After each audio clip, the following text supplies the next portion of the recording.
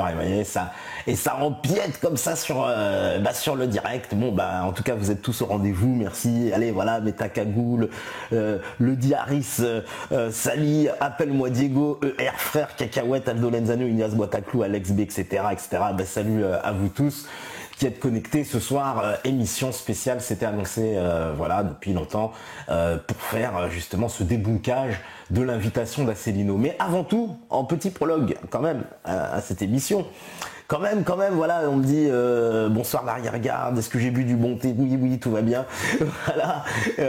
En fait, pour commencer quand même en petit prologue, faut quand même préciser un petit article qu'on a vu tout à l'heure, et c'est marrant parce que c'est des discussions qu'on avait depuis longtemps, on se disait, ils sont tellement cons la quenelle, ils ont mis des années avant de pouvoir la cramer, le doigt en l'air, on a du temps quoi avant. Et ben non, ça y est, c'est terminé. Si j'ose dire, Libération a lâché le poteau rose. Et alors là, la définition est quand même assez extraordinaire. Hein, la définition de Libération, c'est... Alors là, Stéphane va vous la mettre à l'écran. Parce que quand même, c'est donc un journaliste apparemment d'un obscur site, slate.fr, donc qui a donné la définition du doigt en l'air, en précisant que cette photo que vous avez tous vue avec toute l'équipe de basket sur le perron de l'Elysée, en fait, Dieudonné qui dit, bah, regardez, ça c'est, on sait très bien ce que ça veut dire. Eh ben non. Eh ben ils disent que non, d'ailleurs ils savaient pas, etc. Ils se discutent tous, d'ailleurs ils chient un peu tous dans leur froc, faut quand même le dire, les grands gaillards au passage, pas très courageux, mais la définition quand même donnée par le journaliste de Slate est pour le moins, alors là, exceptionnelle. Donc au-dessus c'est le soleil, il s'agirait de moquer des choses sacrées, mais en plus de ça, d'imiter, donc de caricaturer par un bisou la tête d'un rabbin. c'est énorme. Bon, moi je sais pas, je trouve ça énorme. Donc bientôt on n'aura plus le droit évidemment de lever le doigt, le mec qui lèvera antisémite, je peux aller aux toilettes antisémite, machin, ça va être énorme quoi. Je vous dis, bon bah on attend le moment où en fait lever le doigt sera devenu effectivement un geste antisémite. Ça va être très compliqué, on pourra plus appeler les taxis, on pourra plus demander la parole, machin, je sais pas, il va falloir inventer des nouveaux trucs, je sais pas, bouger les bras, ça va être compliqué, En tout cas, voilà, c'était un petit prologue, voilà, parce que c'est quand même une histoire assez dingue, et je pense que ce n'est que le début. Alors, il nous faut toujours monter plus haut, donc c'est que le début. Voilà. Alors aujourd'hui, évidemment, on s'était dit, voilà, petit débunkage de l'invitation de François Asselineau, donc président fondateur de l'Union populaire républicaine, l'UPR. Il y en a plein qui connaissent, il y en a plein qui connaissent pas, parce que contrairement, oui, il y en a plein, ils savent pas vraiment qui c'est, ce que propose l'UPR, où ils en ont entendu parler, etc. En tout cas, ça fait des années maintenant que François Asselineau fait un buzz, comme il l'a dit lui-même, sur Internet avec des conférences qui sont effectivement extrêmement vues, des conférences qui sont portées sur l'histoire de France, sur l'Union européenne, évidemment, sur les eurorégions, il y a pas mal de sujets qui sont abordés, qui sont des conférences effectivement très denses, très sourcées, même. Ce qui est assez drôle d'ailleurs, c'est que même tous ces détracteurs le reconnaissent en plus, c'est ça, vous ne trouverez pas quelqu'un, même les pires détracteurs d'Asselineau, qui vous disent non, machin, etc., mais qui vous disent de toute façon, on lui reconnaît quand même qu'il donne de l'information sur l'Union européenne. Donc vous voyez, au moins on est d'accord là-dessus. Donc, invité effectivement d'une grande émission talk show, on n'est pas couché, Laurent Ruquier, on connaît tous, voilà, ex-émission où Zemmour jadis crucifiait certains invités et puis faisait effectivement la propagation de certaines idées, et puis on l'a vu remplacer, après il y a eu Natacha Polony, etc., machin, et puis aujourd'hui à Pulvar, on a assisté à tout le monde. Aujourd'hui donc c'est ce duo, parce qu'il y a toujours ce duo de journalistes qui est là un peu pour faire le show, faire le spectacle, qui donc aujourd'hui est composé donc de Léa Salamé et Émeric Caron. Et les deux larrons, si j'ose dire, donc se sont bien payé la tête du président, et Asselineau, je pense, a fait son baptême du grand show médiatique, c'est-à-dire, vous savez, ces grands talk-shows où finalement tout n'est qu'un divertissement. Il n'y a pas de place pour le sérieux, pour le débat, pour le fond. Et ça, on va le voir donc dans ce débunkage, et un montage évidemment qui, à mon sens, n'est pas je veux dire, pour lui porter on va dire, sous son meilleur jour, hein, sous sa meilleure image.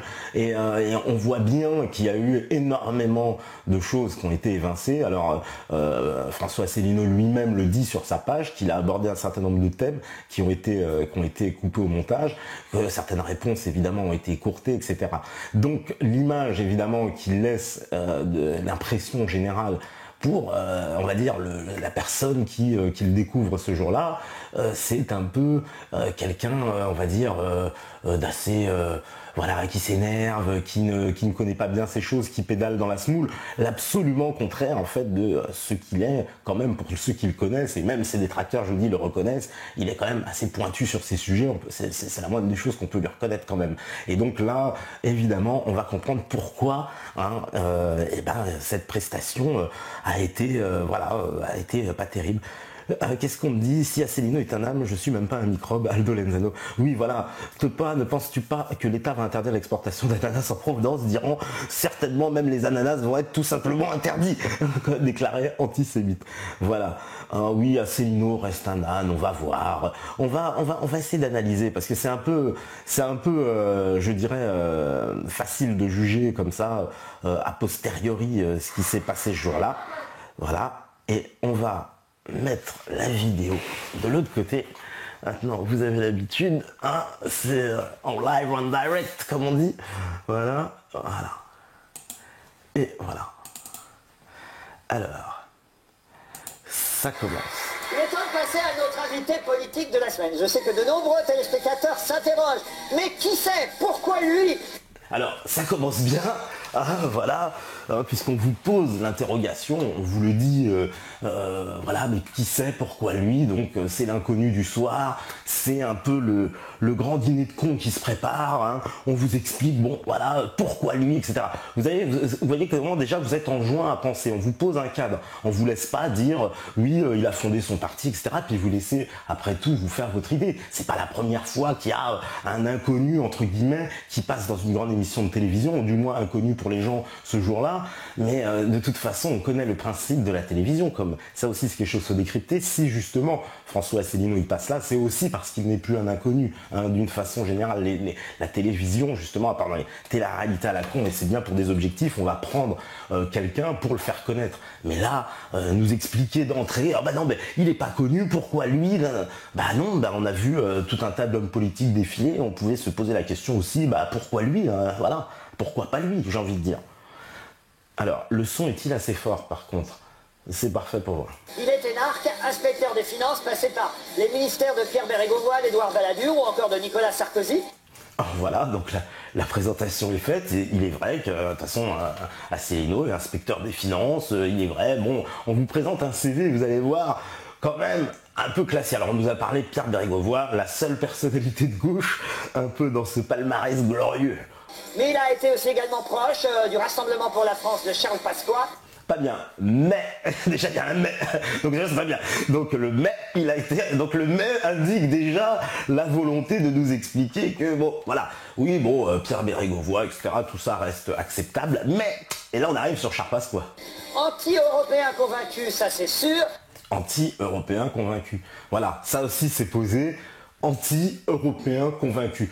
On ne nous explique pas anti-européen. Vous allez voir aussi en quoi ce mot de novlangue et comment il va être utilisé dans le débat constamment contre François Asselineau, c'est assez fantastique. Il a fondé en 2007 son propre parti, l'Union Populaire Républicaine, l'UPR, un parti pour l'instant ultra minoritaire. Voilà, ça aussi un petit côté dépréciatif, un parti ultra minoritaire. Attention, il n'est même pas seulement minoritaire, il est ultra minoritaire. Hein, sachant que si on compare à certains autres partis qui ont même été invités dans cette émission, je veux dire, voilà, un parti comme le NPA, on ne qualifie pas Besançon d'ultra minoritaire. Hein, et pourtant c'est ce qu'il est. Hein, c'est pourtant le NPA ne pèse pas plus sur la scène politique à l'heure actuelle que l'UPR, soyons clairs. Faut quand même l'admettre. Il n'a pas atteint les 1% aux dernières européennes. Voilà, le mauvais élève, hein, il n'a pas atteint 20%. Je vous dis, c'est plus une cascade. C'est un loser, quoi. Donc, en plus, il est avec Pasqua, donc déjà, on se méfie. Ouais, en plus, bon, voilà, c'est un ultra minoritaire, il n'a même pas atteint 1%, donc il est plus Voilà, donc déjà on le met bien à sa place, hein, déjà ça commence fort. Mais un parti qui est très très actif sur les réseaux sociaux. Ah, ça c'est intéressant, puisque le mai, tout ce qui ne compte pas, tout ce qui est avant le mai ne compte pas. Donc on nous dit un parti qui est actif sur les réseaux sociaux. Et vous allez voir, ça va continuer, parce que ça veut dire que l'UPR, effectivement, c'est un parti qui existe et qui est très présent sur Internet, pour lesquels les militants, il y en a beaucoup qui nous regardent, sont, je le sais, très présents. Ils vont voilà, aller voir Ruquier, lui dire alors Ruquier, etc., etc., etc. Donc forcément, il a un peu cédé à la pression, mais il sait ce qu'il y a derrière. Sur le net, sur Twitter et ailleurs, au point d'ailleurs de se plaindre régulièrement du traitement des médias. Il dit, voilà, n'être jamais invité, on ne leur donne jamais la parole. Voilà, alors ça c'est très important, puisque ça fait partie effectivement de l'argumentaire qui est développé, on va dire, de façon récurrente par François Asselineau, de ne pas être effectivement invité par les grands médias sur les grandes chaînes de télévision.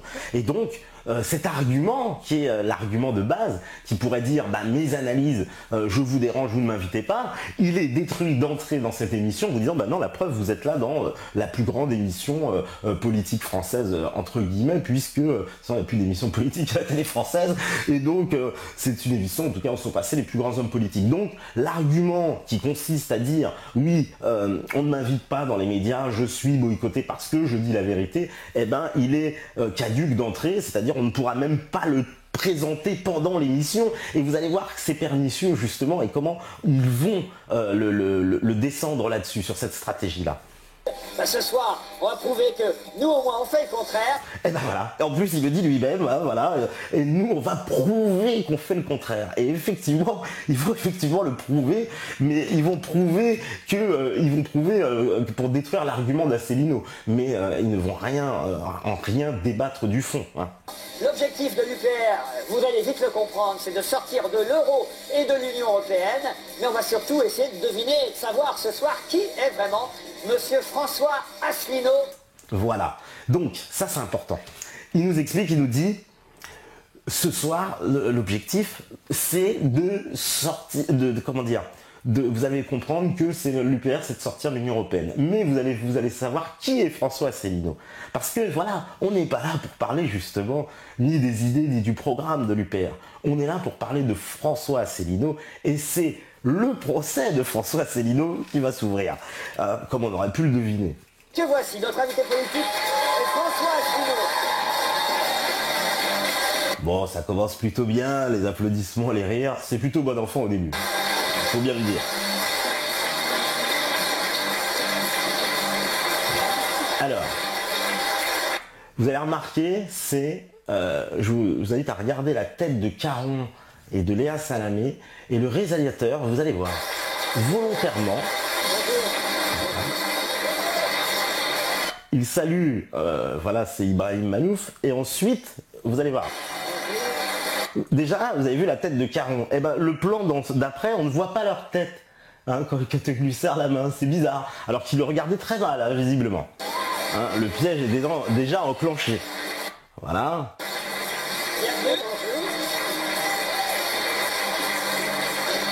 Accueil plutôt chaleureux, bon enfant. Petit parti, mais alors d'une efficacité redoutable, et pas seulement sur les réseaux sociaux, parce que si j'en juge par la claque. Voilà. il est fabuleux, notre ami Ruquier. Donc on commence par vous dire, si j'en juge par la claque. Alors la claque, c'est une expression qui avait été définie une fois dans un problème qu'il y avait eu dans une même émission qu'animait Ruquier et Benguigui, justement, où il se plaignait qu'il y avait la claque, c'est-à-dire qu'il supposait que des gens du public étaient en fait des amis de la personne, et c'est pour ça que ces gens applaudissent. Or, ils disent ça, bon, quand il y avait eu ce jeune qui se faisait applaudir, mais moi j'ai déjà vu ces émissions de Ruquier, et on a vu tout un tas d'émissions où le public applaudissait. Nicolas Dupont-Aignan lui-même, quand il est passé chez Ruquier, il se faisait applaudir, et on n'a jamais entendu Ruquier nous expliquer, c'est la claque, il y a des gens de DLR partout dans la salle, vous avez des gens partout, etc. La dernière fois qu'il y a eu une altercation entre BHL et Caron, hein, dans cette même émission, on a entendu des gens applaudir, il n'y avait pas de claque, etc. Donc on suppose évidemment que les gens déjà qui applaudissent sont évidemment des gens de l'UPR. Donc déjà, hein, même ceux qui sont d'accord, ils sont suspects, puisqu'évidemment ce sont des gens de l'UPR. D'ailleurs, qui vont être maltraités, vous allez le voir par la suite, comment ils en parlent des gens de l'UPR. Ou les quelques copains qui sont ici dans le public, manifestement, vous avez vos réseaux. Voilà, vous avez vos réseaux, voilà, déjà. Hein, c'est-à-dire que bon, les gens sont là, en plus, puis le terme, vous avez vos réseaux. Hein, oui, vous avez vos réseaux, j'imagine que Ruquier aussi a ses réseaux, faut bien le préciser. Monsieur Asselineau. Nous avons non seulement nos réseaux, mais nous avons un site internet qui s'est hissé au tout premier rang des sites des partis politiques français, puisque, par exemple, au moment des élections européennes, nous avons été à plusieurs reprises le numéro 1 des partis, des sites les plus consultés. Voilà, donc bon, petite promo, on commence en douceur, hein, vous voyez, l'émission elle est plutôt tranquille, c'est plus tard que ça se gâte, là tout va bien. Comment se fait-il qu'on ne vous connaisse pas, puisque je dois expliquer pourquoi moi j'ai eu l'idée de vous inviter ce... Alors, la question de Ruquier est assez intéressante, il dit, comment se fait-il qu'on ne vous connaisse pas?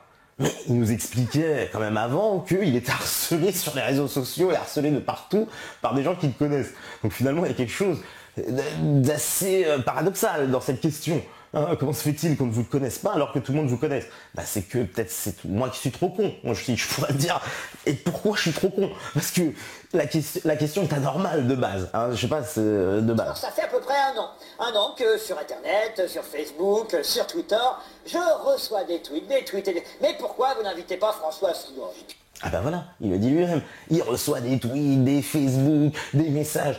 Donc finalement, alors on ne peut pas dire que c'est... Oui, il y a des gens de l'UPR, il y a les sympathisants de l'UPR, mais vous savez très bien que il y a une espèce de vague, c'est-à-dire que tout le monde évidemment appelle, à choir, il faut qu'il y ait, il y en a qui appellent pour Hillard, il y en a qui appellent pour... Voilà, donc ça, cette vague-là, évidemment, il semble la découvrir, Laurent Ruquier. Mais Laurent Ruquier, je suis désolé, il est un peu déconnecté, voilà. Je passe, et ça dure après des mois. Alors quand même, je me suis renseigné, j'ai voulu savoir un petit peu qui vous étiez. Je dis, tiens, oui, pourquoi pas. À un moment donné, j'ai cru que vous étiez Front National. Ah là, il s'est très mal renseigné, parce que l'UPR n'est pas le Front National. Hein, je veux dire, on reproche, tous ceux qui connaissent un tant soit peu quand même, la chose, le débat, savent très bien que Asselineau, il passe son temps à taper sur le Front National. Donc c'est évident. Mais après, il y a peut-être un jeu d'ensemble, on ne sait pas. Ça, c'est ce qu'on verra après dans l'analyse. Mais voilà, pour le moment, il est très mal renseigné, hein, Ruquier. J'avais pris toujours comme parti ici de ne pas prendre quelqu'un du Front National en dehors des campagnes électorales pour respecter le temps de parole. Et on le fera à nouveau, évidemment, dès que nous serons en campagne, s'ils veulent bien venir, parce qu'il y a des... Alors, ça c'est énorme aussi, il nous explique que lui il boycotte le Front National, mais que de toute façon le Front National refuse de venir, ce qui, faut bien l'admettre, est plutôt normal de leur part. Je veux dire, moi je serais au Front National, je n'irais pas dans une émission qui me boycotte toute l'année parce que là ils sont obligés de m'inviter. Non, je suis désolé. Ou alors ils devraient bien y aller, mais pour vraiment les déstabiliser, sinon ça n'a pas de sens. La dernière fois, on avait pu avoir personne. Vous n'êtes pas Front National. Non. Pourquoi non? Pourquoi non? Voilà, il va lui expliquer et vous allez voir, ça part d'entrée. Parce que je pense que nous sommes l'un des opposants les plus résolus au Front National. Expliquez. Quand vous dites que vous voulez sortir de l'Union européenne et de l'euro, on vous dit que vous êtes d'extrême droite. Alors nous, on dit qu'il y a quand même un certain nombre de problèmes qui se posent derrière. Le premier, c'est que nous n'avons rien à voir avec des mouvements de stigmatisation d'une partie de la population. Notre mouvement est fondé sur des principes extrêmement républicains. Ça, c'est évidemment la part. Notre mouvement est fondé sur des principes républicains. C'est vrai qu'il s'agit de l'Union populaire républicaine. Donc, voilà, ça se place, on va dire, justement. Asselineau réfute évidemment cette collusion qu'on lui prétend avec le Front National. Pour qui s'intéresse évidemment à la chose, on sait que c'est absolument faux. François Asselineau n'a aucun rapport évidemment avec le Front National. Au contraire, il leur tape tellement de se dessus toute la journée. Et encore mieux, c'est que le Front National, en réalité, ne propose pas de sortir de l'Union européenne. Voilà, alors ça c'est la phrase qui va provoquer l'incident d'après. Je pèse mes mots. J'offre d'ailleurs une caisse de champagne à tous les spectateurs qui pourra me trouver le scan d'une profession de foi de Madame Le Pen qui dit « Je veux sortir de l'Union européenne par l'article 50 ». Alors voilà, il le dit bien, effectivement, c'est ce qui va poser le quiproquo plus tard. Il dit, voilà, j'offre une caisse de champagne à celui qui me trouve dans une profession de foi de Madame Le Pen. Donc c'est un peu ce qui est présenté donc aux élections présidentielles, c'est la profession de foi de chaque candidat qui explique son programme, ce qu'il est, etc., ce qu'il veut. Ces professions de foi, effectivement, quand elles ont été analysées, moi-même du temps où j'étais à l'UPR, c'est vrai qu'on les a analysées, il n'y a absolument aucune mention faite ni à l'euro, ni à l'Europe, ni à l'Union Européenne, ni à quoi que ce soit. Voilà. Et c'est la même chose pour DLR, pour Nicolas Dupont-Aignan. Donc ça, c'est des choses pour le moins étonnantes pour des gens qui se sont présentés à l'élection présidentielle et donc pour lequel l'euro, l'Europe ne figurait même pas dans leur profession de foi. Donc c'est ça dont parle François Asselineau. Mais évidemment, tout ça va être un peu perverti. J'ajoute que nous voulons également sortir de l'OTAN. Le Front National n'en parle jamais. Oui, très important de le souligner, c'est vrai, l'OTAN, il est important de souligner le rôle de l'OTAN, l'UPR, et c'est vrai, un parti qui insiste sur le fait du rôle de l'OTAN. Il est vrai. D'ailleurs, l'OTAN, on va y revenir après, ça va clasher sur l'OTAN. Et puis j'ajoute aussi que le Front National s'inscrit dans ce que nous dénonçons fondamentalement, c'est-à-dire le choc des civilisations. Parce que nous avons une particularité dans notre mouvement, c'est que nous avons une vision du monde, une vision de ce que doit être la France au XXIe siècle. Alors vous allez nous expliquer cette vision, je vous donne la parole à Émeric, mais... Alors Léa Salamé, elle fait toujours des têtes formidables, hein. Elle a quand même un air comme ça, d'une espèce de chameau un peu... un peu élégant, un chameau de soirée je dirais, mais elle est fantastique, elle a un regard comme ça, alors Caron là sur sa affaire lui aussi, le grand Bobo L'Oréal, tu vois, non, mais ils sont assez fantastiques ce duo, là on va les découvrir un peu plus aussi pendant cette interview je pense. Qu'on comprenne, et combien il y a de personnes dans votre parti? Voilà, combien de personnes dans votre parti? La question qu'on pose jamais d'ailleurs aux autres candidats, je vous fais dire. On aimerait bien savoir combien il y a de personnes vraiment dans les autres partis aussi, c'est vrai. Alors on a une particularité aussi, c'est qu'on est le seul mouvement politique à dire combien nous avons d'adhérents. On en a 5900. D'ailleurs, je profite de mon passage à la télévision pour suggérer au pouvoir public de lancer une grande opération vérité avec un audit indépendant qui irait voir tous les partis politiques en vérifiant dans leur compte combien ils ont d'adhérents. Donc quand moi je dis nous avons 5900 adhérents, il y en a qui disent oh là là c'est pas beaucoup, mais... Il a raison. C'est vrai que les partis annoncent des chiffres un peu comme ça faramineux sur certains nombres d'adhérents. Quand on va voir le parti de Madame Boutin qui annonce 15 000, le NPA c'est pareil, etc. On peut se permettre d'être suspicieux et de douter de la véracité de certains chiffres. Donc il n'a pas tout à fait tort. Et c'est vrai pourquoi on lui pose la question à lui de s'expliquer sur le nombre d'adhérents. Les autres aussi pourraient aussi s'expliquer. Allez regarder donc exactement combien ils en ont. Beaucoup de partis multiplient par 2, par 3, par 5, voire par 10 le nombre de leurs adhérents. Nous avons vraiment... Alors, ça c'est assez fantastique dans le montage. Vous voyez ce petit plan. Pourquoi le réalisateur et surtout au montage, on a décidé de nous montrer à ce moment-là un plan où François Asselineau donc tourne sa bague. Vous savez, bon ça c'est un tic, hein, vous savez on a tous des tics, hein, voilà, c'est comme ça, on a tous des tics, des choses, etc. Quand on passe à l'image, évidemment, ces choses-là transparaissent, etc. Puisque c'est des choses inconscientes qu'on ne maîtrise pas. Or, je trouve ça assez, j'ai envie de dire, malvenu, malfaisant, en tout cas de mauvaise intention de la part du réalisateur, de la productrice aussi, hein, de Catherine Barma, puisque c'est elle qui j'imagine bien, assiste au montage et fait les coupes. Hein. Alors le monteur, lui, s'en fout, hein, il coupe, on lui dit tu coupes là. Et donc là, c'est pareil pour les images. Pourquoi à ce moment-là, on nous met ce plan sur ses mains qui n'apportent rien, mais qui démontre une espèce de nervosité. Vous voyez, hein, il est en train de tourner évidemment son anneau parce que il est aussi mal à l'aise. Il y a une pression. Vous savez, l'exercice n'est pas facile quand même de s'exprimer comme ça dans une émission de télévision devant des millions de téléspectateurs. C'est une performance. Et là, on voit bien qu'il y a une intention de la production de nous faire transparaître ce malaise avec ce plan un peu nerveux. Il est en train de tourner sa bague, etc. Ça, je trouve que c'est pas non, c'est pas vraiment sympa de la part de la prod d'avoir fait ça. En tout cas, ça démontre pour moi l'idée qu'ils ont voulu en faire quelque chose d'assez pernicieux. Voilà. Hein. Malhonnête conviendrait mieux, on me dit, voilà, c'est ce que j'ai dit, pernicieux, voilà, une attitude pernicieuse, etc. Qui dit Ruquier, Barma serait pas l'autre jaquette, on pourrait croire qu'ils couchent ensemble au ours polaire. Je vois que ça déballe pas mal sur le chat. On va reprendre.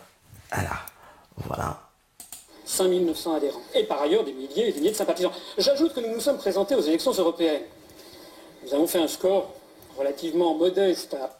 Voilà, donc relativement modeste. Bon, il a quand même été présenté tout à l'heure comme moi que rien, mais bon, il rehausse le panache, rehausse le panache. A priori, de 0,41% au niveau national. On va me dire très modeste. On va même dire très modeste, attention, quand même. Attention. Pourquoi relativement? Attention, Attention, il y avait quand attention. même 28 à 30 listes, souvent dans les régions, comme par exemple en Ile-de-France. Par ailleurs, on n'a jamais parlé de nous sur les très grands médias. Vous le savez, c'est la première fois que vous m'invitez. Voilà. Donc ça c'est vrai, il pose une réalité, il n'est jamais parlé, c'est vrai que l'UPR n'a pas bénéficié d'une exposition médiatique, voilà. Donc, comment les Français peuvent-ils voter pour un mouvement politique dont ils n'ont jamais entendu parler? Donc c'est un tour de force, et le tour de force est quand même assez signalé. Nous avons fait plus de voix que le NPA de M. Besancenot. Voilà, il le précise, qu'il y a une réalité, c'est vrai. Après tout, l'UPR a fait plus de voix que le NPA, et pourtant le NPA, lui, bénéficie d'une large couverture médiatique. Hein, très large, en comparaison de l'UPR, évidemment. M. Besancenot, tous les Français le connaissent. François Asselineau, moi, jusqu'à ce soir, en fait, très peu de Français me connaissent, sauf ceux qui vont sur Internet. Vous avez créé votre parti le 25 mars 2007, le jour du 5... Là, on voit qu'il y a eu une coupe d'ailleurs, hein, pour ceux qui ont l'œil du montage, vous voyez, il y a comme ça des coupes un peu partout, hein, donc qui reflètent, vous allez le voir, des fois c'est assez phénoménal comment la production même a rendu des réponses inaudibles. C'est pour ça que je parle de volonté malhonnête. Hein. Par hasard, hein, le jour du 50e anniversaire du traité de Rome, parti que vous avez créé pour devenir un leader politique au point d'être candidat à la présidentielle en 2012, sauf que vous n'avez pas obtenu les fameuses 500 signatures. Oui, enfin je vous corrige tout de suite, mon objectif c'est pas... D'être président de la République? Si, c'est mon objectif, c'est d'être président de la République. Ah, quand même? Oui, mais mon objectif c'est d'abord et avant tout, ça va vous paraître quelque chose d'invraisemblable. Voilà, il va expliquer, alors il va donner une phrase quand même assez pleine de poésie. C'est de sauver la France. Voilà, c'est de sauver la France. Mais en fait, il est presque trop honnête. Hein, parce que ce qu'il ne comprend pas, monsieur Asselineau, à cet endroit-là, c'est que là, il est au milieu de mondialistes qui ne cherchent qu'à tuer la France. Donc lui, il veut la sauver, et il ne comprend pas à quel point son discours est absolument décalé par rapport à cette ambiance qui règne sur ce plateau. Hein. Et vous allez voir après encore, parce qu'il y a les autres invités aussi. Tout simplement, parce que la situation est d'une exceptionnelle gravité. Et je pèse mes mots. Et vous pensez que c'est en sortant de l'Europe et de l'Union Européenne, en abandonnant l'euro, que la France sera sauvée? Puis attendez. Ne faites pas de nous un mouvement qui sera un mouvement, comment dirais-je, étourdi. Oui, étourdi, c'est vrai. Parce que il y a toujours... bon, on parle, là, vous voyez, on va pas dans le fond des choses. C'est-à-dire, on présente François Asselineau en disant, bon, bah, il est anti-européen, il veut sortir de l'Union Européenne. Voilà, et on dit, oui, mais ouais, c'est quoi? C'est ça la solution? Mais on n'explique pas non plus le point de départ. Pourquoi en arriver à ce raisonnement? Parce que le raisonnement voudrait qu'on comprenne pourquoi il faut sortir de l'Union Européenne. Donc pourquoi il faut sortir de l'Union Européenne? Il faut revenir à la base. Or, cette analyse, elle ne sera jamais donnée. On l'attendra, mais on n'aura pas, vous voyez. Donc ça aussi, c'est une volonté, parce que connaissant évidemment le personnage, je sais qu'il a développé tous ces aspects, hein, et que forcément, on a choisi plutôt de montrer d'autres passages. Vous avez bien voulu rappeler quel était mon parcours. J'ai de l'expérience professionnelle. Parce que des gens comme par exemple Mme Le Pen est totalement ignorante. J'ai souvent demandé un débat avec Mme Le Pen, ça fait... Voilà, donc ça le Front National n'a pas apprécié. Hein, François Asselineau les provoque sur le terrain, et d'ailleurs il le dit lui-même. Parce que Mme Le Pen ne connaît rien. Voilà, pour lui Mme Le Pen ne connaît rien. Il dit d'ailleurs ce qu'il dit en privé, hein, là il le dit en public, il n'y a pas de différence.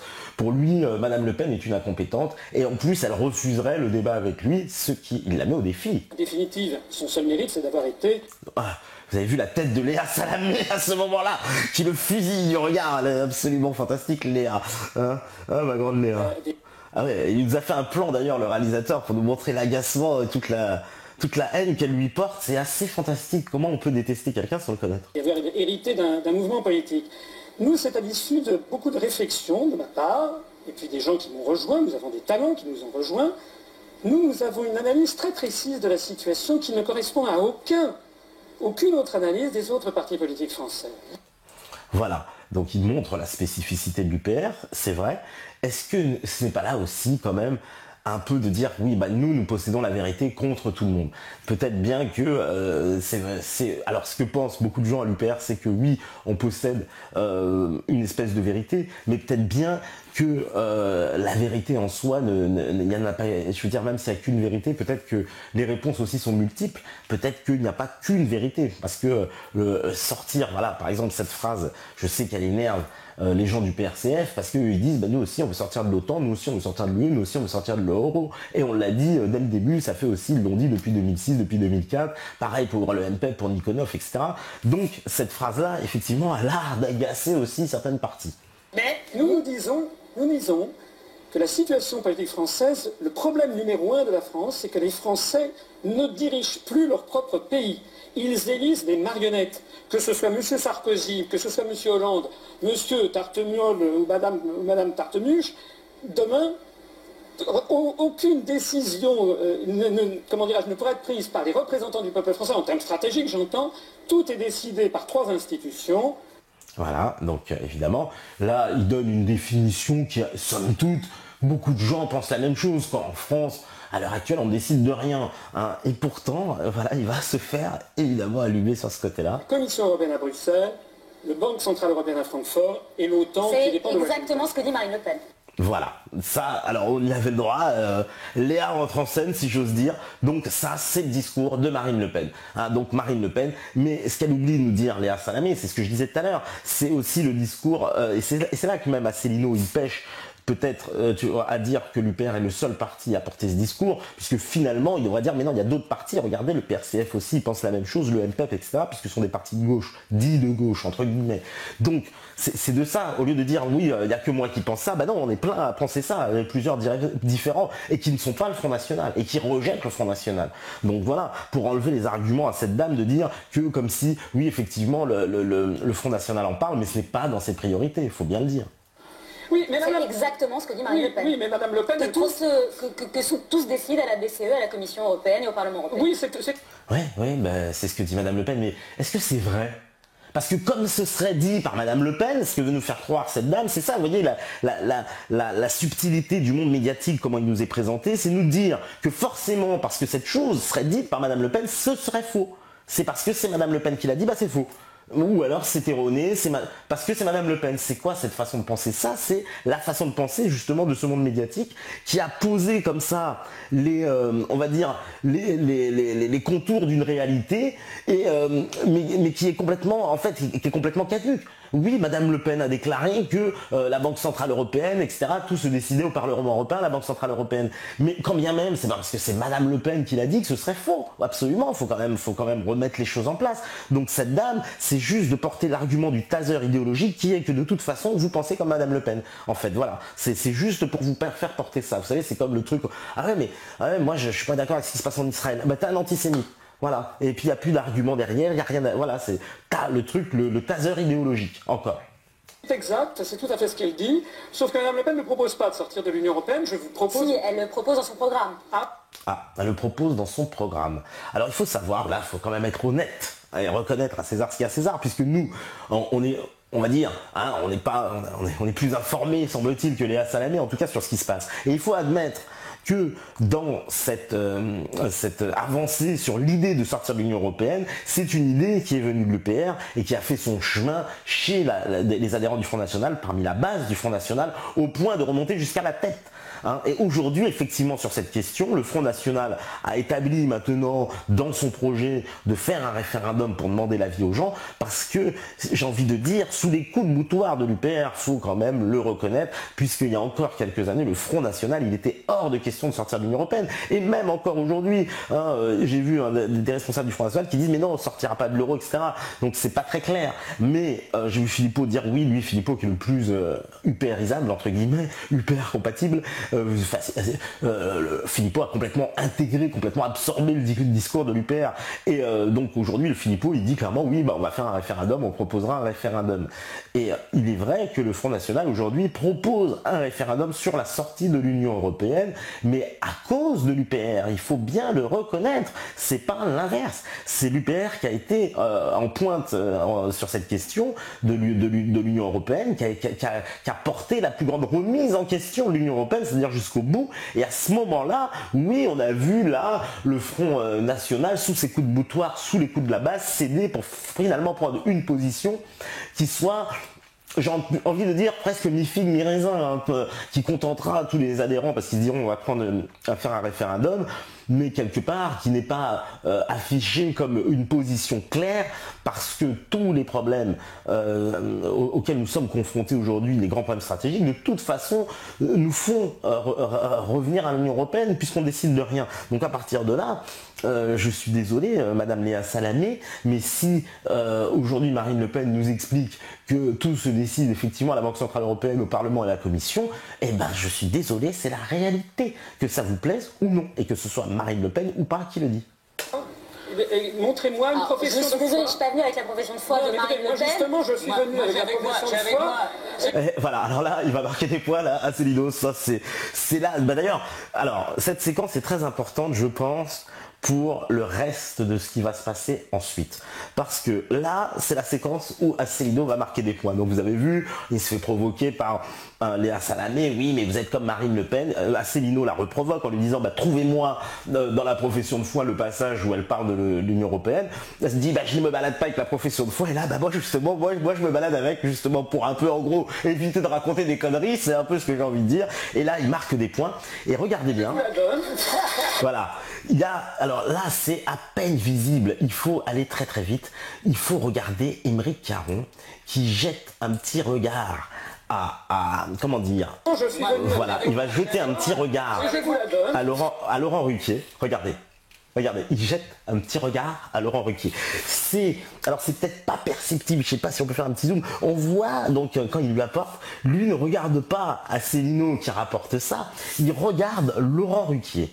Et il regarde Laurent Ruquier, pas pour rien, un peu par une espèce de complicité, les deux, donc on voit bien qu'ils avaient tendu leur piège, mais là c'est Asselineau qui marque des points. Donc c'était pas prévu, hein, puisque tout est fait évidemment pour enterrer Asselineau. Donc là, c'est le passage où on voit cette complicité donc entre Aymeric Caron et Laurent Ruquier, pour évidemment, d'ailleurs il lui rendra par un petit clin d'œil après, vous voyez là on a bien vu, il le regarde, voilà, il fait vaguement, voilà, évidemment il veut lui demander la parole, voilà, et c'est cette petite complicité entre les deux, c'est pas pour rien. Et là qu'est-ce qui se passe? Vous savez qu'une de mes habitudes, c'est aussi de venir avec mes petits documents. Voilà, genre, il a voulu nous niquer, mais nous aussi. C'est un peu ça, tu vois, il veut nous niquer, t'inquiète pas, mais nous aussi on va le niquer, t'inquiète pas. Ils ont prévu leur truc. Moi, je vais voir sur le site internet du Front National. Ouais. Voilà, il est allé voir sur le site internet du Front National, et là, au mystère... Donc, où on trouve un texte qui s'appelle « Réclamer la fin de l'Union européenne voilà. », qui explique en long, en large, en travers pourquoi l'Union européenne c'est très très mal. Voilà, on nous montre un plan évidemment qui n'est pas forcément en valeur pour François Asselineau, hein, et oui, voilà, un plan pas forcément en valeur. Donc oui, c'est pas... comment dire, c'est sûr, hein, c'était pas pour qu'il soit beau et bien, hein. Là on nous montre un plan genre, il est un peu étonné de l'information qu'on lui donne. Et qui se termine par cette phrase: nous demandons au président de la République d'organiser en janvier 2014, donc c'est un texte d'avant janvier 2014, un référendum sur la fin de l'Union européenne par la sortie de la France. Voilà, donc vous voyez, vous n'avez pas le monopole de cette requête. Oui, ce qui est vrai. Et d'ailleurs, il devrait se le dire. Ben oui, mais je suis pas tout seul à le demander. Moi, oui, mon parti, on le demande depuis longtemps, etc. Il y a un truc, c'est sûr, il faut lui reconnaître qu'il a développé cette idée-là, mais il y a d'autres gens, voilà, comme j'ai dit, le PRCF, au MPEP, on voit bien que même au Front National, je veux dire, il y a des coups de boutoir pour pouvoir y arriver. Donc oui, c'est vrai, il n'est pas tout seul. Maintenant, ce qu'il dit sur la profession de foi de Marine Le Pen est tout à fait exact. Il n'y a rien à revenir là-dessus. Marine Le Pen n'a pas parlé de ça et elle en parle de moins en moins. C'est la réalité. Non mais attendez, je me permets d'être très précis quand même. Parce que d'abord, c'est de l'amalgame que vous faites. Oui, il a raison, c'est de l'amalgame parce que il connaît mal son sujet, mais bon, ça on va le voir après, le cher Emery qui joue l'étonné, content d'avoir fait ça. Il a passé il est content là, je lui ai mise là, tu vois, j'attends, ouais, tu vois, le doigt sur la bouche. Quel amalgame? Oui, l'amalgame, c'est parce que, encore une fois, Madame Le Pen prend des vacances. Vous prenez des vacances, donc vous êtes le pénis. Voilà, donc alors là, il a effectivement tapé dans le mille pour moi, il dit la vérité, c'est vrai, puisque c'est pas parce que effectivement ça fonctionne comme ça, Madame Le Pen le dénonce, alors vous dénoncez aussi, donc vous êtes comme Madame Le Pen. Mais c'est quoi ces équations? Parce qu'on est dans un monde d'équations aujourd'hui, vous voyez, oui, ah machin, hop, ah bah il aime les étoiles, non machin, bah antisémite, voilà, hop, c'est clac, c'est sur la peau. Et ça, ce monde-là d'amalgame, effectivement, peut-être François Asselineau le découvre au sein de cette arène showbusiness. N'importe quoi. Non. C'est aucun amalgame, c'est vous qui êtes en train de nous dire que contrairement au Front National, vous proposez que la France fasse l'Union européenne. Il vous a pas dit. Voilà. Donc il lui reprend sur l'argument. Il parle mal en plus, carrément. Ils sont. Alors là, moi, vous avez remarqué le ton du journaliste, mais ils n'étaient pas comme ça avec BHL, je vous assure. Là, il lui parle. C'est le tribunal, hein, mais vous racontez n'importe quoi. Vous racontez n'importe quoi. Non, il raconte pas n'importe quoi.